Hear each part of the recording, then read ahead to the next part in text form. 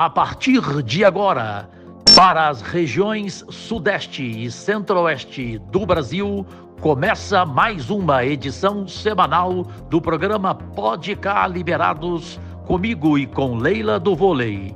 Minas, Rio, São Paulo e Brasília, emissoras SBT, Record e Band. Hoje, o entrevistado exclusivo fala o que nunca soubemos da ditadura, fatos incríveis e os momentos atuais do país. Ministro das Relações Institucionais do governo Lula, Alexandre Padilha, a seguir.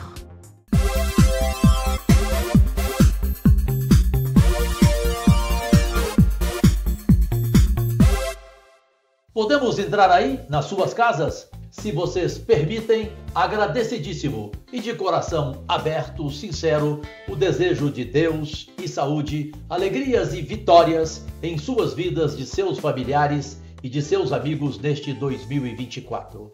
Hoje é sábado, edição número 33, sempre semanal, do Pode Cá Liberados, um programa de entrevistas diferente de tudo o que você já viu na televisão brasileira. E também pelo mundo, pelas TVs smarts, nos aplicativos iOS, Samsung, LG, Android, tudo no comando da Sul TV. Bem, sempre ao lado dela, a nossa craque também em entrevistas e não só das quadras do mundo inteiro, cada vez mais reconhecida no Distrito Federal como senadora da República, se Deus quiser a próxima governadora, Leila do Vôlei. Leila, nós de novo no Palácio do Planalto aqui em Brasília, diante de um ministro totalmente acima das médias e com uma história que o Brasil inteiro e o mundo vão ficar encantados, pois ela é linda, não, irmã? Com certeza, Cajuru. Mais uma vez, um prazer enorme estar ao seu lado aqui. Agradecer, você viu que ele é meu cabo eleitoral, né, Padilha? Eu também sou. E eu, assim, não tenho palavras para dizer o prazer, né, de estar aqui com o Cajuru, mais uma vez no Palácio do Planalto, te entrevistando aqui, né, porque você realmente, como o Cajuru falou, é uma figura excepcional. Você realmente, para o governo, né, o governo Lula, é uma pessoa de muito fácil diálogo, uma pessoa muito comprometida, né, com a missão, que a gente convive com você praticamente que é diariamente, todo mundo está aqui em cima do Padilha, né? Porque vive uma missão desse relacionamento com o Congresso, então é um prazer enorme estar aqui com você. Poxa. Como sempre, eu abro e a Leila fecha as entrevistas. Ministro Alexandre Padilha, novamente nas relações institucionais do governo Lula III.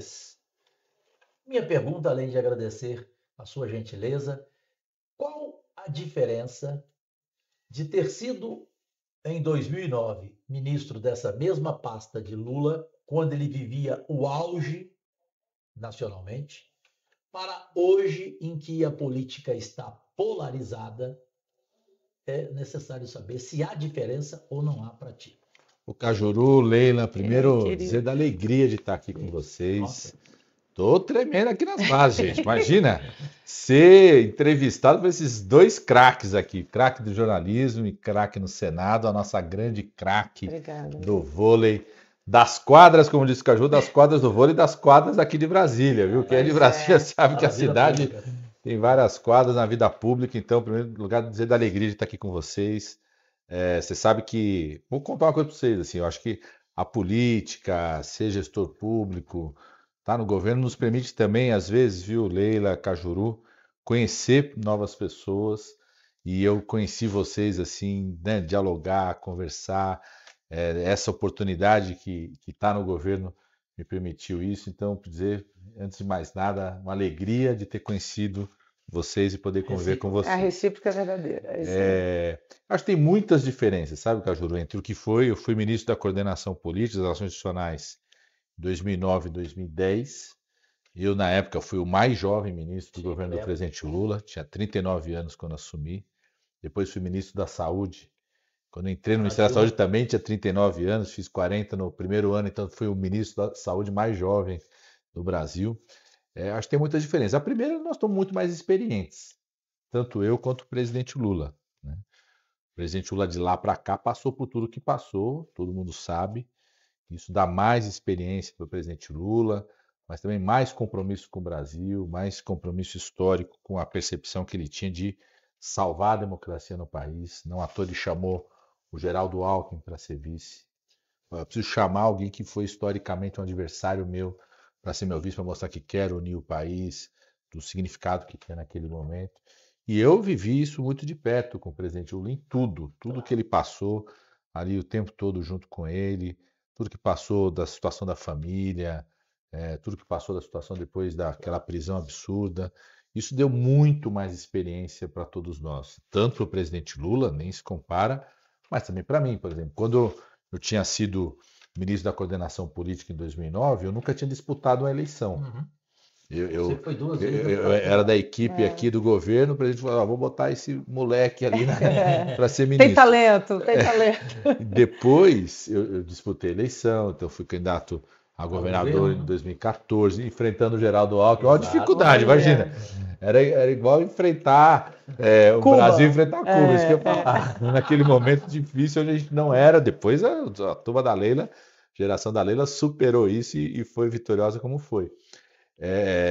Fui deputado federal eleito, reeleito. Então, tem a diferença da experiência, tem a experiência de ter disputado a eleição, que você valoriza ainda mais o parlamentar. Sabe por que eu atendo numa boa todo mundo? Porque eu sei que quando vem a Leila, o Cajuru, às vezes até um de oposição, não é só a pessoa ali, é um caminhão de voto atrás, é um caminhão de demandas junto. Então, ali uma representatividade. É isso, então e que a gente aprende, conhece o Brasil, conhece a realidade que a gente não conhece. Então, eu acho que nós somos mais experientes, tanto o presidente Lula quanto eu. Eu tive esse valor de ter disputado a eleição e ganhar uma eleição, perder uma eleição e ganhar 2 eleições. Então, isso faz a diferença em saber a importância do voto, o papel do parlamentar, compreender ainda mais alguns posicionamentos, algumas posturas. E tem uma diferença brutal, como você falou, Cajuru, que é um problema não só do Brasil, mas das democracias no mundo, que é uma polarização absurda e muitas vezes uma polarização feita não pelo argumento, não pelas ideias, mas pela mentira, pela fake news, pelo ódio, pela intolerância. Porque eu convivi no primeiro governo do presidente Lula, no segundo governo, disputa política. A gente chegou a viver crises políticas, mas o debate era em cima de argumento. Depois, quando ministro da Saúde, eu fiz o programa Mais Médico, foi um dos programas mais polêmicos. Tenho muito orgulho. O debate era no argumento. Hoje você tem uma mudança enorme, né? Então, eu acho que tem. E a gente está sucedendo um presidente da República que desmontou. A gente falava, tinha aqui dentro do Palácio do Planalto a verdadeira máquina de produção de conflito, de guerra. Era um conflito cada dia. Ódio cada dia. Então a gente teve que desmontar isso. Por isso que eu falo, quando o presidente Lula me convidou, Padilha, eu quero que você seja ministro das Relações Institucionais de novo. Eu falei, presidente, eu como médico vou ter que montar um programa de reabilitação das relações institucionais do Brasil. Porque a gente tinha um presidente que tinha um relacionamento tóxico com a imprensa, com o Congresso, com os governadores, com a sociedade como um todo. Você fazer uma desintoxicação disso, então era como se fosse um rehab aí das relações institucionais. E nós estamos fazendo isso. Eu estou muito feliz, assim, não é fácil, mas muito feliz e orgulhoso, porque nós já somos, nesse 1 ano e meio, o governo com maior taxa de aprovação de projetos de sua iniciativa da história da redemocratização. Nesse 1 ano e meio a gente aprovou 42% dos projetos de iniciativa do governo, sem contar projetos que não foram de iniciativa do governo, que o governo apoiou, como a reforma tributária, que a proposta estava lá, vários projetos que a gente conseguiu aprovar, tanto do ponto de vista econômico e social. Tem a maior taxa de aprovação desde a história. Quem tinha sido mais alto tinha sido o primeiro governo do presidente Lula, chegou a 32%, agora 42%. Então estamos aí nesse programa de reabilitação institucional aí com muita luta, viu, Cajuru? Super Leila do Boi.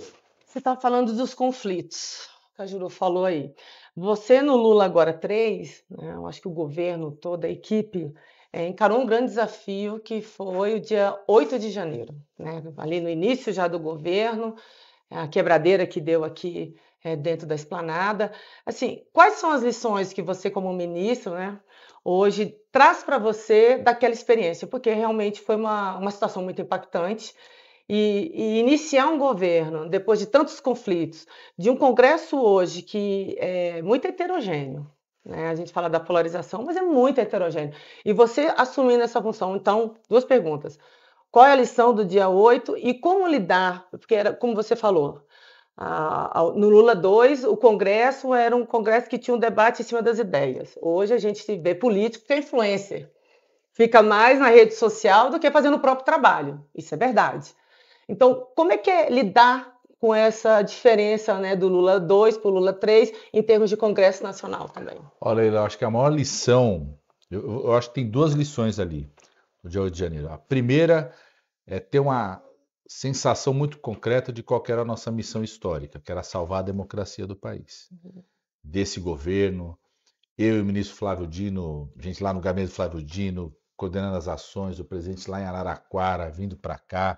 Já teve até documentário disso, não vou me alongar muito sobre isso, mas assim, para ali é uma realização, a gente encarnou a convicção de que a vitória do Lula e do Alckmin salvar a democracia no país e enfrentar aquela situação era fundamental para salvar a democracia. E a partir daí a gente constituiu uma linha, que eu falava, uma linha entre quem passou pano e quem não passou pano para o dia 8 de janeiro. Quem não passou pano para o dia 8 de janeiro, a gente queria estivesse no governo junto para enfrentar toda a situação. A outra lição é ter a certeza de que essa turma da extrema-direita pervertida, assim que eu chamo eles, porque eles perverteram a democracia, perverteram a relação entre Executivo e Congresso Nacional, perverteram, né, até a realidade sanitária do país. Essa extrema-direita pervertida, para ela, não tem limite. Então, se a gente não tiver noção disso, que a gente enfrenta no Brasil e no mundo, uma extrema-direita pervertida que não tem limite quando significa querer destruir os seus adversários, querer implantar o seu regime de exceção, a gente não tiver noção disso, a gente não tem noção do que nós estamos enfrentando. Então, eu acho que são as 2 grandes lições.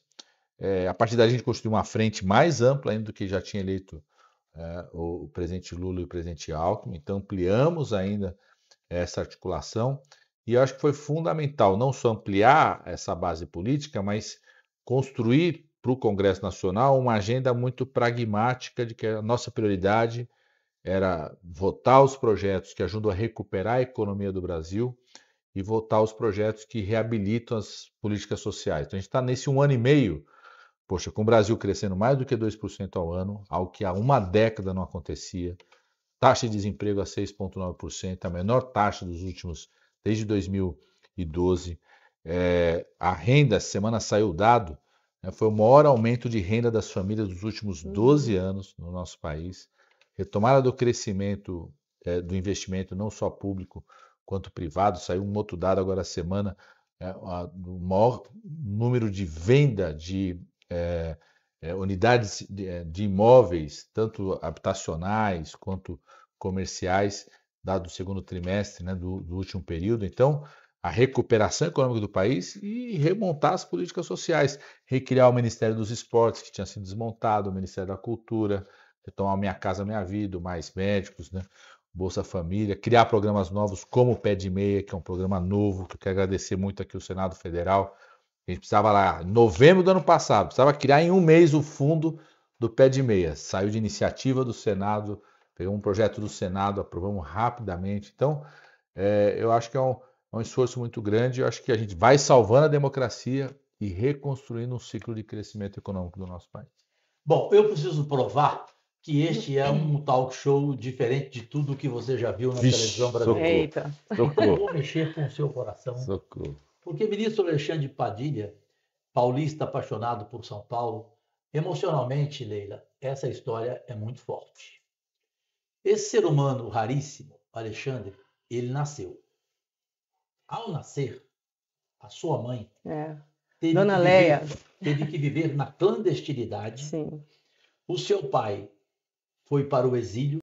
Ele só foi conhecer o pai dele aos 8 anos de idade. É incrível essa história. E ele vivia com a mãe em lugares escondidos, em São Paulo, Belo Horizonte, Maceió. Caramba, o Cajuru conhece toda a minha história, é isso mesmo. Enfim, como é que foi enfrentar tudo isso e chegar onde você chegou? Ó, Cajuru, primeiro, só Deus, né, para explicar Pelo isso. amor de Deus. Porque, como você falou... Sabe quem que me contou isso? Sócrates brasileiro Sampaio de Souza Vieira de Oliveira, o Magrão, que era seu amigo pessoal. E é meu maior ídolo, não tenho dúvida.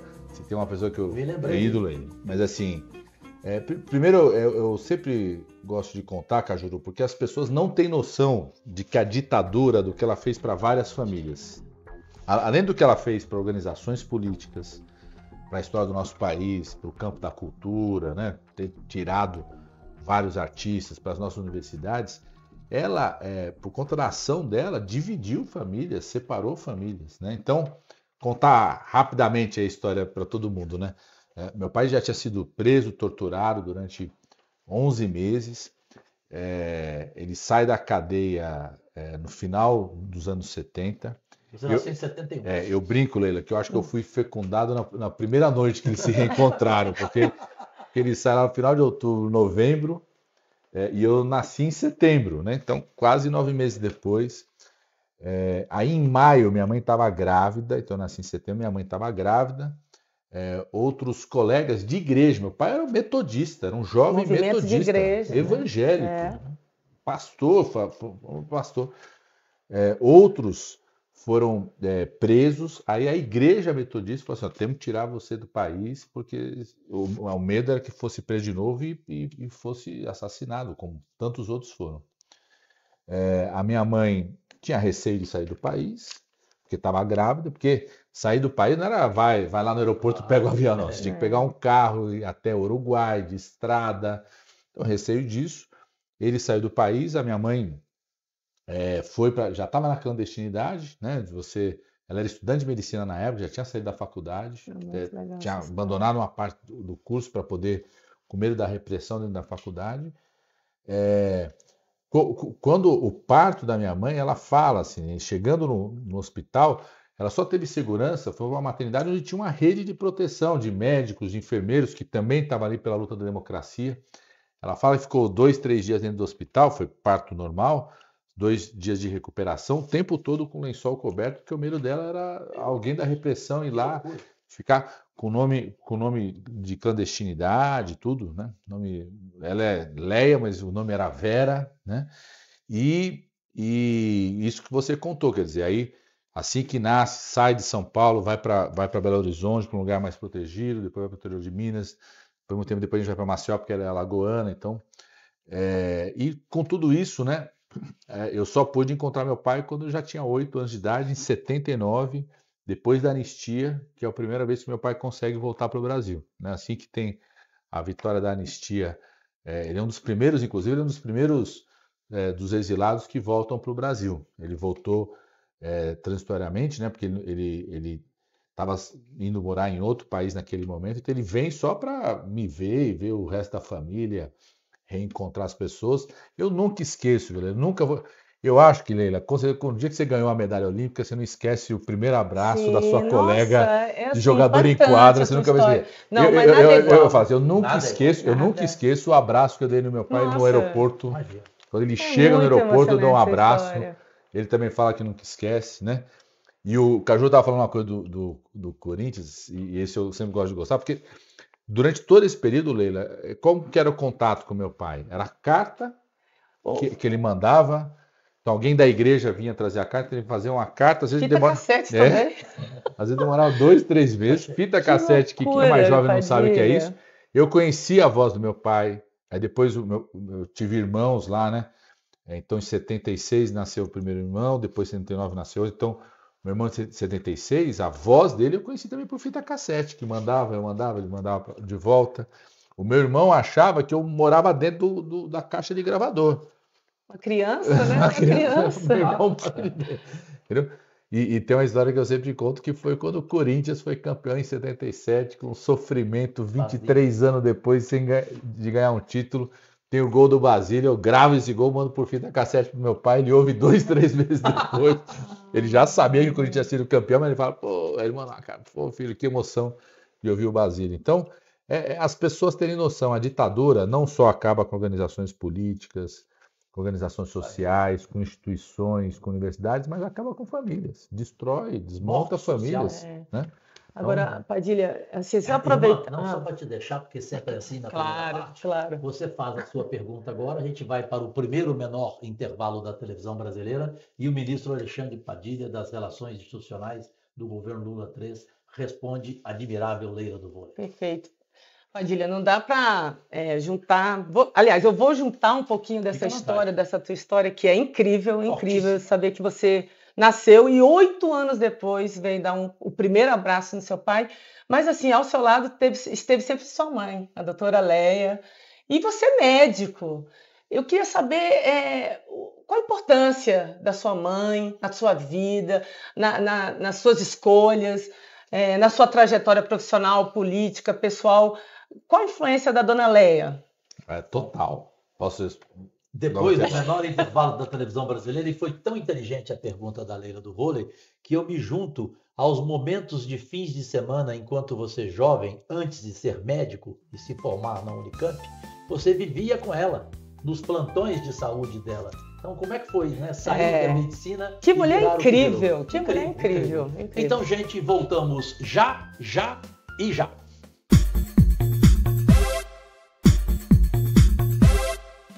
Brasileiras e brasileiros, senhoras e senhores, meus únicos patrões, estamos voltando com a segunda parte e penúltima do Podcast Liberados do Palácio do Planalto em Brasília para o mundo inteiro.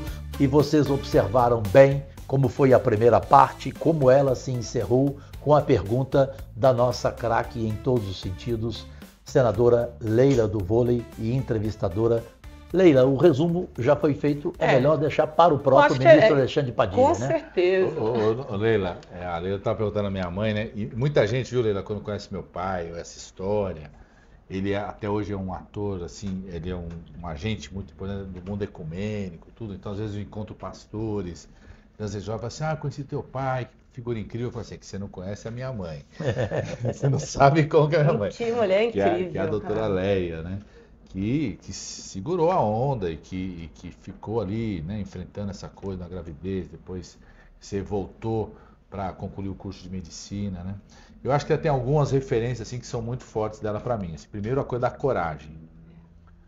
Pô, quando eu ouço essa história, e não é só essa, né, mas nessa época da ditadura, mas depois também, ela já no final da ditadura participava da organização de um lugar chamado Serviço de Orientação Familiar, que era um serviço para orientar as mulheres em relação ao planejamento familiar, cuidar de saúde das mulheres.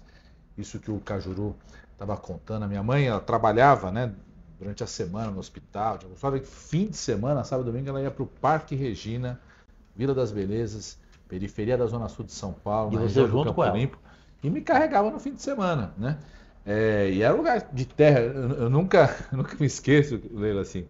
A minha mãe, durante a semana, na época o médico usava muito branco ainda muitos hoje, mas é menos comum, né? Assim, a maioria ainda usa branco, mas nessa época todo mundo usava branco. E de fim de semana ela ia para o Parque Regina, Vila das Belezas, tudo, e nunca ia de roupa branca.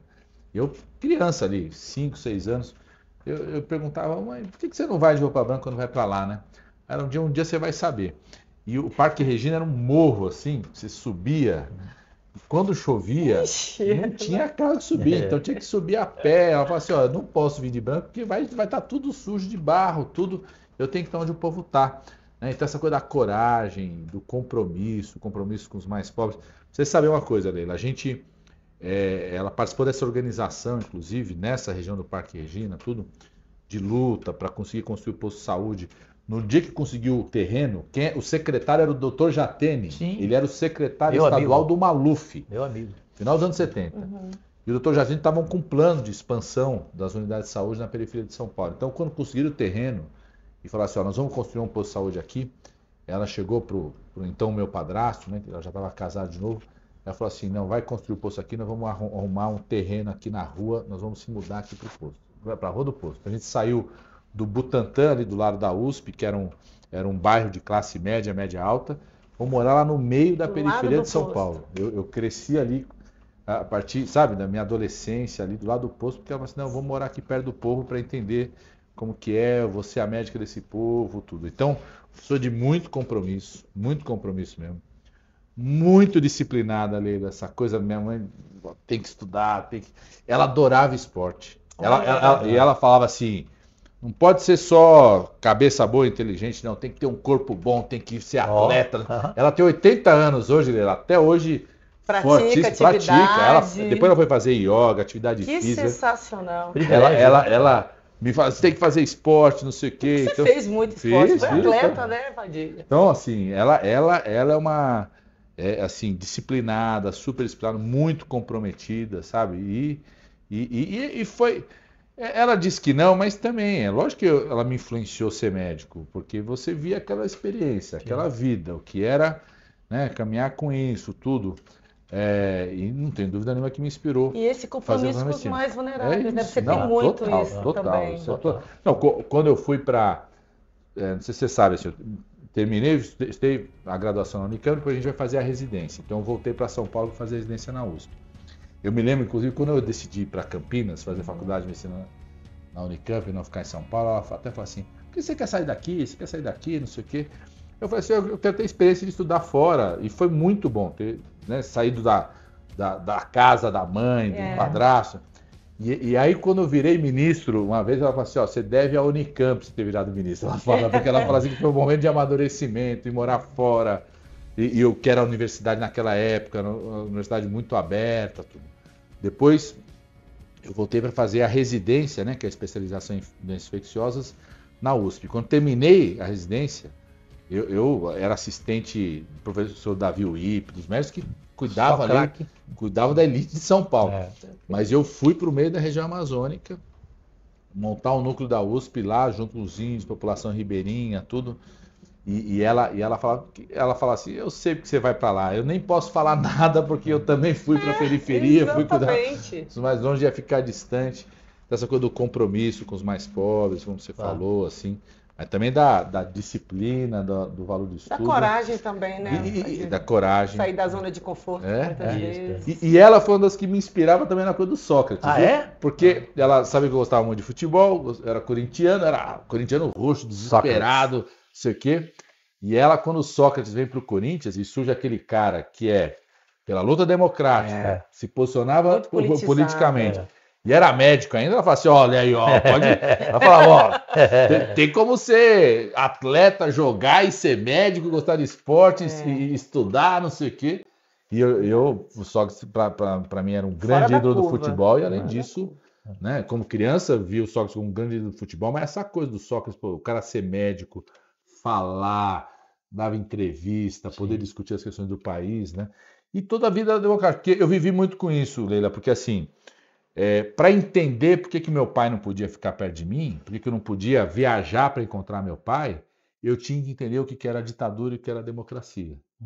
O que era o processo de redemocratização. E a minha mãe fazia questão de me levar para tudo. A primeira vez que eu vi o Lula falando foi lá no estádio, lá Euclides, em São Bernardo do Campo, 79, nos 1º de maio, que a gente tinha que sair correndo. Tinha que sair correndo da repressão. Nunca me esqueço. 1º de maio em São Bernardo do Campo, né, tropa de choque, cachorro sendo jogado contra a gente, bomba de gás lacrimogêneo, e ela me carregando pela mão, entrando numa loja para ficar protegida ali dentro, né? Então, eu tinha que ver essa coisa, porque eu tenho um gosto e um valor pela democracia muito grande por conta disso, porque para mim entender o que era democracia e o que era ditadura era entender porque que eu não podia estar junto com meu pai, que mandava carta, mandava fita cassete, mas que eu não podia encontrá-lo. Então, para entender isso, né? E ela que me carregou o tempo todo para entender isso. Bom, já que foi citado o nome aqui do médico referencial, Davi Uip, eu quero lhe agradecer, já que o senhor salvou a minha vida no momento mais difícil, em que me recomendou a doutora Angelita Gama, em função de uma bactéria chamada... E quem a descobriu foi o doutor Sócrates, que nem foi médico. Ele nunca operou uma galinha, aliás. Mas ele era gênio. Ele chegou, viu o estado que eu estava e falou, liga agora para o doutor Davi Uip. E ele me indicou a doutora Angelita Gama, 14 horas de cirurgia, irmã, uma bactéria chamada Staphylococcus aureus. Agora, saindo... Mas só falar... Pois não. Além do Davi Uip, que foi meu professor, fui assistente dele, Marcos Boas da infectologia, mas a doutora Angelita Gama foi a primeira mulher professora titular da Faculdade de Medicina da USP e do departamento que era a maior concentração de homens, que é o departamento de cirurgia. Isso. Então, a doutora Angelita Gama tem esse valor, assim, fantástico, sensacional. Ela, apaixonada pela profissão dela, decidiu, ela e o marido dela, médico também, não terem filhos, e ela não cobrava normalmente as cirurgias e pedia para você ajudar socialmente os projetos Não tem dela. Os biológicos, mas certamente muitos aí... Mas olha aqui, voltando para a política, ministro das Relações Institucionais 2 vezes com Lula, 2009 e agora. Ministério da Saúde. Qual o maior legado que você deixou para os próximos ministros deste país, Alexandre Padilha? No Ministério da Saúde? Com a Dilma. Eu acho que assim, o que ficou mais simbólico foi o programa Mais Médicos. Que a população compreendeu melhor, porque foi um embate. Ao contrário de hoje. Né? E a retomada do Mais Médicos agora, hoje é o momento que tem o maior número de Mais Médicos espalhados pelo Brasil, com a ministra Anísia Trindade. E nenhum deles precisou de vir de fora. Sabe por quê? Porque no programa Mais Médicos que a gente lançou lá em 2013, há mais de 10 anos atrás, além de trazer médicos para a população, a gente abriu novas oportunidades de cursos de medicina no Brasil. Então você está tendo agora a oportunidade de ter muitos médicos que foram formados a partir daquelas faculdades que foram criadas ali em 2013, sendo formados agora e que estão trabalhando mais médicos agora. Então é o mais simbólico, mas eu acho que o mais estruturante, né, foram 2 coisas. Assim, uma, a gente fez todo o processo de regulamentação do funcionamento do Sistema Único de Saúde. Então, a regulamentação da Emenda Constitucional 29, tem um decreto que organiza o Sistema Único de Saúde, tudo isso foi feito na nossa gestão. E a outra que foi as chamadas parcerias de desenvolvimento produtivo. O que é isso? Era você dotar o Brasil de poder produzir medicamentos, vacinas, equipamentos médicos que a gente não produzia. Como que a gente fazia isso? Pegando uma instituição pública, como a Fiocruz, como a universidade, como o Instituto Butantan, fazia uma parceria com a empresa privada, nacional ou internacional, atraindo a produção. Por exemplo, o presidente Lula vai estar visitando agora várias fábricas que estão produzindo medicamentos biológicos, da ultra tecnologia, fábricas de vacina, foi visitar lá a Hemobras, tudo isso começou na nossa gestão. De fábricas, algumas delas começaram a ser construídas ali, o acordo de transferência de tecnologia ali. Esse desenho do registro do medicamento ficar na instituição pública foi muito importante, porque, por exemplo, o Brasil teve um grande crescimento da nossa indústria farmacêutica nos genéricos, nos anos 90. Várias empresas que começaram a produzir genéricos naquele momento, depois foram adquiridas por uma empresa internacional que decidiu fechar a fábrica aqui, né? O que foi a diferença do que nós fizemos da parceria de desenvolvimento produtivo? O registro do medicamento da vacina fica na instituição pública. Então, mesmo se uma empresa internacional quiser comprar a fábrica, o registro continua aqui. Então, ela não consegue tirar a instituição pública daqui. Então, isso faz com que o Brasil hoje produza biológicos, produza vacinas de mais alta tecnologia, passou a produzir equipamentos a partir da parceria de desenvolvimento produtivo que nós temos lá e que agora o presidente Alckmin e a ministra Anísia Trindade estão potencializando, investindo mais de 50 bilhões de reais de investimento do Ministério da Saúde para novas produções de medicamentos aqui no Brasil. Honradíssima Leila do Vôlei, cabe a você novamente para irmos à última parte do Pode Cá Liberados. E vem aí novidade, teremos mais uma emissora nacional a transmitir o nosso programa, que será também aos domingos, às 10h30 da noite. Logo, logo contaremos. Cabe a você a pergunta que fica para a última parte, honradíssima Leila do Vôlei. Sempre me deixa numa sinuca, mas vamos lá. Padilha, estamos esse ano em eleições municipais e tá pegando fogo. Né? Acho que todo mundo que está acompanhando aí um pouquinho dos debates, né, nos principais estados está pegando fogo. Mas assim, o governo tem uma prioridade. O ano passado foi muito bacana, assim, acho que o governo conseguiu aprovar as principais pautas, né, econômicas, principalmente, sim, dentro do Congresso Nacional. E após as eleições, nós temos ali de outubro até dezembro, né, assim, pouquíssimo tempo, para focar nas prioridades do governo. Qual a estratégia agora com relação a esses últimos meses pós-eleição e quais são as prioridades do governo com relação às pautas que estão tramitando lá no Congresso? A resposta do ministro Alexandre Padilha para a gente na última parte, que tem também o imperdível quadro Defina em uma Palavra. Voltamos já, já e já.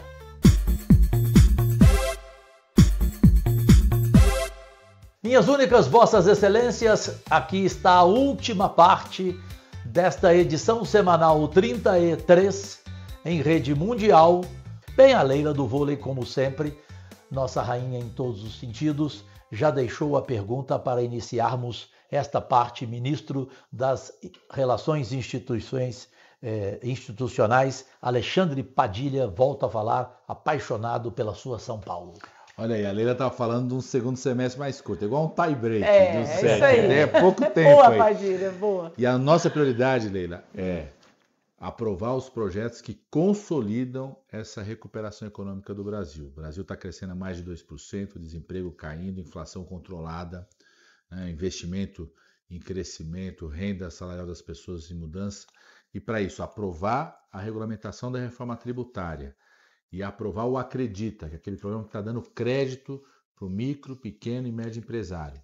E aprovar os nossos projetos, nós chamamos da transição ecológica, são fundamentais. Então, a gente quer terminar o ano com o mercado de crédito de carbono. Quero agradecer muito a Leila, que ela é a mãe, ela é a mãe do mercado do crédito de carbono. Essa não tem pai. Fazendo um trabalho maravilhoso no relatório que ela está fazendo. Obrigada, Acredito muito que nós vamos concluir essa votação no Senado.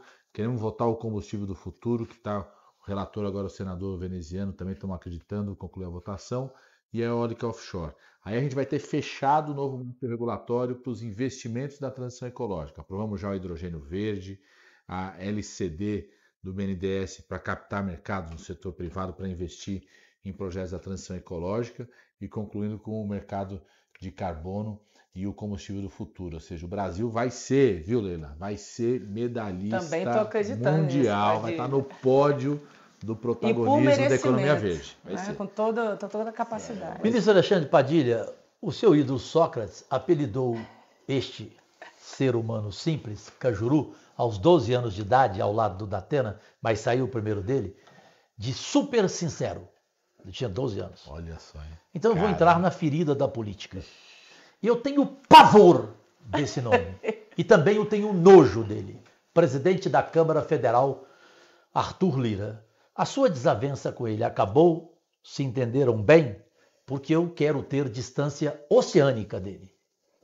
O Cajuru, para mim o que importa é o governo estar conseguindo conversar, tá certo? Da minha parte, nunca vai ter desavença, da minha parte, nunca vai ter guerra. Se quiserem me jogar para a guerra, só vão ter paz da minha parte, não vou me meter em guerra, conflito. Esse é um governo que não entra em conflito. Então, para mim o fundamental é, se alguém não quer conversar mais, o governo vai continuar conversando. Com ministros, com o líder da Câmara e aprovando aquilo que tem que ser aprovado. Eu até dizia, né? Para mim esse tema é igual aquelas séries que tem temporadas. Para mim essa briga aí tá na temporada passada. Eu já virei a página. Parabéns. No próximo. Não seja Cajuru em uma dessas. Leila do vôlei. Bom, eu tenho uma pergunta assim. Hoje as redes sociais elas são uma realidade na vida de um político, na política atual. E como você compreende a importância das redes sociais, dessa interação do governo com a população? Porque a rede social é fundamental hoje, como eu falei, que muitos políticos são influentes. Pelo bem e pelo mal. Pelo bem e pelo mal. Mas assim, qual o papel, assim, qual a importância? Você acha que é fundamental esse trabalho de comunicação? Porque a maior preocupação que eu tenho dentro do governo, dos governos, é a falta de comunicação, é melhorar a comunicação. Como você avalia a comunicação do governo e essa questão da rede social na política atual? Olha, Leila, isso é fundamental. Acho que ninguém se relaciona com ninguém hoje se não tentar compreender essas redes sociais, né? E a política é relacionamento. Certo. A política é você convencer as pessoas dos seus projetos, ouvir muito.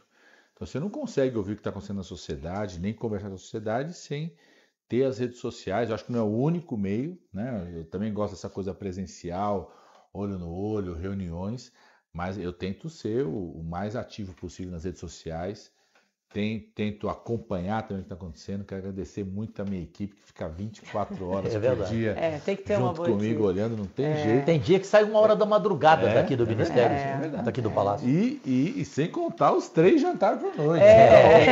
Que passa, né? Tem que passar lá. Tem a peregrinação do Padilha pelos jantares. Então, mas é fundamental. Eu acho que a gente precisa melhorar muito, todos nós, né? A gente ainda é um pouco analógico e é um processo de evolução, transformação. Acho que tem muita coisa positiva na rede social, a proximidade entre a sociedade, o eleitor e você. Principalmente a geração mais jovem, né? Sim, com certeza. Acho que é uma forma de se comunicar. Acho que é uma coisa muito legal. E tem também coisa ruim, como essa coisa de você reduzir o argumento, né? Às vezes você não cabe nos caracteres lá, de uma plataforma, tudo. Mas é tudo forma, eu acho que a gente tem que se adaptar a isso, aprender muito com isso, né? E tentar usar a rede social como forma de interação, eu acho, né? Aproximar o mundo político das pessoas, da vida normal, as pessoas também te conhecerem ali como que você é, sua vida, conhecer minha filha, minha companheira, como você é no dia a dia. Eu acho que também é um processo de humanização. Posso fazer uma perguntinha rapidinha? Pode, não, deve. Você tem uma filha, você é casado. O papel dessas 2 mulheres na sua vida. Não, aliás, são 3. A mãe, a esposa e a filha. A esposa que é jornalista, sabia? Me fala um pouquinho dessas. Como é que é essa relação, a importância dessas mulheres na sua vida? Sua mãe você já falou. Sim. E a sua esposa, sua filha? Não, só antes vou te dar uma notícia. Eu só conheço 3 homens de uma mulher só. Que Angelina Jolie pode chegar e se despir para eles, que eles recusarão. É verdade. Angelina Jolie. Só tem 3 homens que eu conheço. Ivan Lins, Alexandre Padilha e Emanuel Rego. Com certeza. Ainda bem que você falou, meu nome. E eu, Cajuru, realmente não sou assim, pronto. Só o que tem de mulher tatuada aqui no do Cajuru. 11 casamentos. Vamos pular essa parte, Mas assim, eu não tenho dúvida, a convivência, tanto com a minha companheira Tássia, quanto com a minha filha de 9 anos, me deixou mais humano, né? Primeiro, porque, Leila, a gente brinca, né? E é verdade, ela fala assim, e outras pessoas também falam assim, por mais que eu tenha tido uma mãe muito forte e com a visão muito de defesa do papel das mulheres, jeito das mulheres, a gente acaba se desenvolvendo uma cultura machista. Então, eu sempre digo, né, nós homens somos machistas em desconstrução, estamos desconstruindo o machismo que a gente foi ao longo da formação. Em primeiro lugar, elas me ajudam muito nisso, que cobram, me ensinam, aprendo o tempo todo com elas, né? Me tornam mais humanos, me tornam mais sensíveis, né? E eu faço questão, assim, infelizmente não posso ficar tanto tempo como eu gostaria, mas assim, tem alegria, por exemplo, a minha companheira é daqui de Brasília, mas ela adora São Paulo. E quando eu vim aqui para ser ministro, eu falei assim, né, não tem jeito, vamos ter que voltar para Brasília. Topou voltar para Brasília, então o fato de estar aqui permite que a gente esteja mais próximo, ela também, né, viver todo esse momento que estamos vivendo. A vida aqui do Ministério das Relações Institucionais é horrível, porque todo dia, de segunda a quinta, não tem jeito, assim, tem atividade até meia-noite, 1h. Mal almoço. Então eu chego nesse horário em casa, então em geral durante a semana, quando eu chego, elas já estão dormindo, às vezes minha companheira está acordada ainda. Mas aí eu faço questão de acordar às 6 da manhã para acordar minha filha, fazer o café para ela. Nossa, Padilha, eu sou igual. Ela faz eu sou igual. Eu não abro mão. É o momento que eu tenho com elas. Aí a gente vai junto para a escola, então a gente pega o nosso carro lá, minha companheira vai dirigindo, eu vou dirigindo, é um momento, 10, 15 minutos, é o momento que a gente tem para conversar nós 3 juntos durante a semana, né? Faço questão de tentar blindar o domingo, pelo menos domingo. Sábado não tem jeito, a gente tá rodando o estado, tudo, acompanhando a execução das ações do governo, né? Não tem jeito. Sábado, a gente tenta chegar sábado à noite em casa, domingo blindar o domingo, né? Pelo aprendizado, e é muito tempo todo. E elas são fundamentais para desconstruir todo machista, porque a gente cresceu numa cultura machista. Por mais que a gente lute, tente aprender, mas a gente está o tempo todo desconstruindo essa cultura machista e elas me ajudam muito nisso. Bela resposta. Você lembrou aqui uma frase que a vida é relacionamento. E aí veio à minha cabeça o criador mais genial da televisão brasileira chamado Boni, meu ídolo. O Boni fala que não é a política que é relacionamento, é a vida que é relacionamento. E ele escreveu um livro que eu sugiro para todos, que se chama Relacionamento, Boni. Olha só. O livro é imperdível. Ele legal. fala como ele chegou no lugar que ele chegou, né? O criador da Rede Globo, Sim, em tudo, né? Tudo, né? Então agora já vamos para o quadro esperado, que você estava quase tremendo. Alexandre Padilha, ministro das Relações Institucionais do governo do Lula III. Defina em uma palavra. O quadro sempre começa com ela, admirável Leila do vôlei. Padilha, defina em uma palavra. Vamos ver Caramba. se o Padilha vai conseguir. Família. É tudo, né? É uma palavra só, né? É. Tudo. Ó. Mãe. Coragem. A sua. Coragem. Coragem. Vacinas. Proteção. Pai. O seu. Eu sei. Não pode. Coragem não pode ser.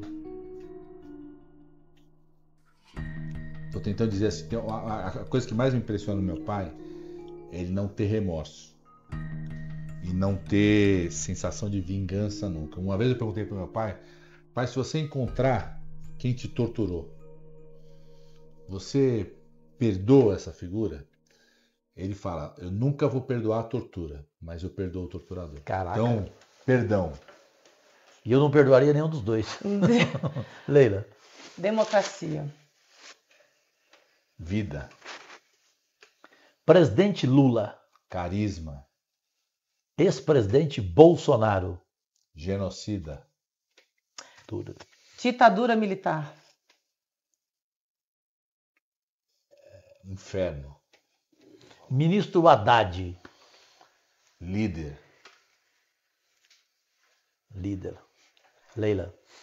Ministro. Vou deixar a última para o Cajuru. O ministro Alexandre Padilha. Uma palavra. Democrata. Agora eu vou sair do Define uma palavra para concluir o quadro e te perguntar o seu maior ídolo político, sem ser o Lula. Sócrates. Sério? Eu pensei que ia ser outro político. Não, porque política, você não precisa ser candidato para fazer política, você não precisa estar afiliado. Sócrates até foi filiado ao PT político. O exercício da política, por exemplo, eu falo, comer é um ato político. O exercício da política é você mexer com poderes instituídos. E o Sócrates é um dos maiores ídolos políticos que eu tenho, que a sociedade brasileira produziu. Eu também porque penso assim.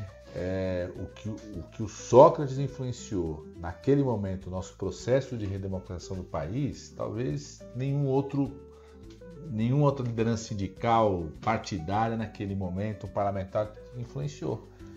Que é aquela coisa de quando fazia o gol, fazer a marca do protesto, né? Muito legal. Mexer com aquela massa corintiana. O que é ser corintiano? Tem um filósofo, né, o Gilles Deleuze, que tem o conceito do território existencial, que é você, a sua expressividade enquanto pessoa, enquanto coletivo, organizado, instituição, equipe, dá uma certa expressividade num determinado território e estabelece o território. Ser corintiano é o território existencial. Você anda na rua de São Paulo sendo corintiano, você é diferente de qualquer outro. Você cruza com outro corintiano, você vai Corinthians, né? Aquela massa de mais de 30, o maior deslocamento humano em tempo de paz intercontinental, sair do Brasil para ir para Tóquio. Então, é um território. Eu lá estava. E o Sócrates mobilizou esse território existencial em torno da democracia no futebol, dos valores. Então, tirando o Lula, para mim ele é o meu maior ídolo político. Posso fazer duas? Eu vou fazer a penúltima e você faz a última, pode ser? Pode ser. Mas você pode fazer a tua. Não, você pode fazer. Você pode fazer a tua dupla. Aqui você manda, irmã Leila do vôlei. O presidente Lula, no meu último encontro com ele, não sei se no dia seguinte ele atendeu a Leila, não sei se ele repetiu isso para a Leila. Ele virou para mim e falou assim: Cajuru, eu vivo um momento pleno como ser humano. Ontem, 8 da noite, eu fiz 45 minutos de esteira, acordei hoje às 5 da madrugada, fiz mais 45 minutos de esteira. Eu estou muitíssimo bem, inclusive naquilo, Cajuru, Aí todo mundo riu, né? E ele virou, aí ele virou e falou assim para mim. Falou, Cajuru, eu não tô nem aí com futrica, com nada que fala de mim. E preste atenção, Cajuru, eu vou terminar fazendo o meu melhor governo e serei reeleito. Falei, gente, que convicção! Você já está sentindo isso dele? Que eu senti que eu não esperava? O Cajuru, primeiro, eu não tenho dúvida nenhuma que o presidente Lula vive o melhor momento físico e espiritual dele. E te digo porque eu, como médico e companheiro do presidente Lula, sempre acompanhei muito, inclusive, a questão da saúde. Como amigo do Dr. Calil, que é o médico do presidente Lula, sempre eu acompanhei. Principalmente desde 2004, 2005, quando vim trabalhar aqui no Palácio do Planalto. Ele vive o melhor momento da saúde dele. Leila, o que o presidente Lula faz de exercício físico ao longo do dia, você eu tô até com vergonha, no seu auge... Porque ele colocou uma prótese como eu coloquei um ano antes, e ele já está correndo, e eu assim, impressionante. E ele 7,8, você 7,2. Ele teve a melhor recuperação de um paciente que colocou prótese que eu já vi. Impressionante. E o médico que operou ele fala isso também, assim, é impressionante. É muito determinado, animado e tá com a saúde, assim, é um touro. Assim, animal, uma coisa que e é o melhor momento da saúde dele. Porque mais se cuida, mais faz exercício, mais atividade. E tenho certeza absoluta que nós vamos fazer um grande governo, né? E o presidente Lula vai terminar esse governo muito preparado para derrotar mais uma vez essa extrema-direita pervertida que existe no país ainda e no mundo. Né? Simbolizar essa vitória contra uma extrema-direita pervertida que existe. Honradíssima, Leila do Vôlei, as suas duas últimas perguntas, fechando o Podcast Liberado. É uma palavra ainda, né? Vou voltar e definir uma palavra. Eu falei sobre o político Alexandre Padilha. Então, duas definições. Primeiro, Brasil. E, para finalizar, o homem Alexandre Padilha. Ótimo. Brasil é uma civilização, aí tem que ser duas palavras. Né? Pode. Mas é a maior civilização tropical. O que dizia o grande Darcy Ribeiro, que o Brasil ia ser uma nova Roma, né? No sentido de constituir uma civilização. Eu que conheço, rodei esse Brasil inteiro, vivi na Amazônia, tenho orgulho de ser paulistano, viver em São Paulo, gosto de viver em Brasília, vivi em Maceió fugindo da ditadura, tudo em Minas Gerais, rodo o Brasil inteiro pela atuação desde o governo federal, tanto na coordenação política aqui quanto depois no Ministério da Saúde. O Brasil é a nova civilização tropical. E o homem Alexandre Padilha? Uma palavra? Não, fique à vontade. Mas eu, assim, fique à vontade para definir o homem Alexandre. Porque o político é democrata. E o homem? É difícil. Vou falar de si, difícil. Nada, pode falar. Um aprendiz. Que humildade, simplicidade, né? Impressionante, por tudo já vivido, desde o início. Mas amiga e irmã de 30 anos. Eterno aprendiz, Leila. Amiga e irmã de 30 anos, Leila do Vôlei, senhoras e senhores, meus únicos patrões, nós estamos tendo uma sorte incrível, né? Toda semana um grande entrevistado e aqui hoje, né? Que histórias emocionantes, né? Que exemplos de vida, né?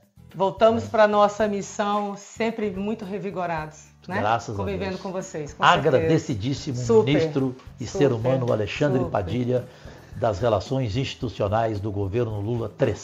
Eu que agradeço. A sorte é minha de conhecer essas duas pessoas cada vez mais. Deus e saúde. Agradecidíssimo, Brasil.